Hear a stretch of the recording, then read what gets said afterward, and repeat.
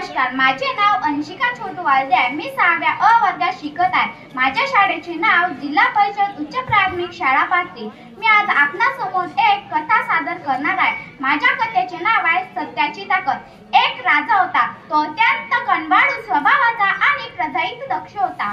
पण राजाला वारस नव्हते, म्हणून तो चिंतित असत। अनेक दिवस उजाडले। एक दिवस अचानक राजाने जाहीर केले की आज मी माझ्या राज्यातील सर्व लहान मुलांना बियाणांचे वाटप करणार आहे। त्यांना 3 महिन्यांची अवधी देणार आहे। ते बीज एका कुंडीत पेरून त्याची उत्तम देखभाल करा। ज्याच्या कुंडीतील झाडाची उत्तम वाढ होऊन त्याच्या झाडाला सुंदर फुलं येतील, तो या राजाचा वारस। पिंगळा नावाच्या एका मुलाला सुद्धा बीज मिळाले होते। त्याने एका कुंडीत उत्तम प्रतीची माती घालून त्यात ते बीज पेरलं। त्याला चांगलं खत आणून घातलं। त्याला काळजीपूर्वक पाणी घालू लागला। त्याची खूप काळजी घेऊ लागला। अनेक आठवडे लोटले, परंतु त्या बीजाला अंकुर फुटला नाही। त्याला वाटले कदाचित कुंडी किंवा माती योग्य प्रकारची नसेल, म्हणून तो कुंडी आणि माती बदलून पाहिली तरी सुद्धा त्या बीजाला अंकुर फुटला नाही। त्याला वाटले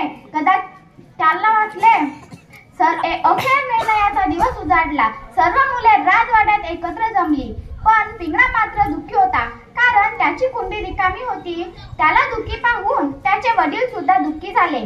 ते म्हणाले, बाळा, तू तुझ्या परीने खूप प्रयत्न केलेस, तू सुद्धा तुझी कुंडी राजवाड्यात घेऊन जा। पण बाबा, माझी तर कुंडी रिकामी आहे।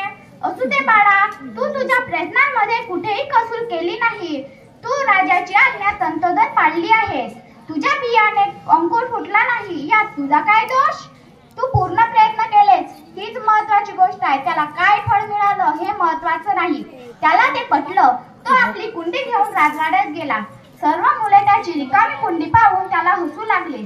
थोड्या वेळाने राजा बाहेर आला। सर्वांच्या कुंड्या परीक्षण करून पाहू लागला, पण राजाच्या सगळ्यांच्या कुंड्या पानाफुलांनी भरलेल्या होत्या, परंतु राजाच्या चेहऱ्यावर समाधान नव्हते।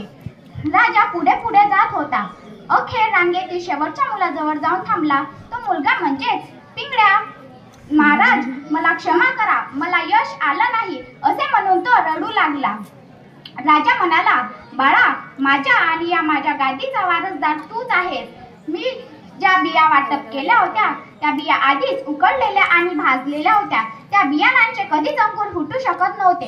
कोणते पालक सत्यप्रिय आहेत आणि कोणत्या मुलांवर त्यांच्या माता पित्यांचा संस्कार केलेला आहे, हेच मला पाहायचे होते। मला खुश करण्यासाठी सर्व मुले पानाफुलांनी भरलेल्या कुंड्या घेऊन येतील याची मला खात्रीच होती, पण कोणत्या मुलांवर त्यांच्या माता पित्यांचा संस्कार केलेला आहे याची मला परीक्षा घ्यायची होती।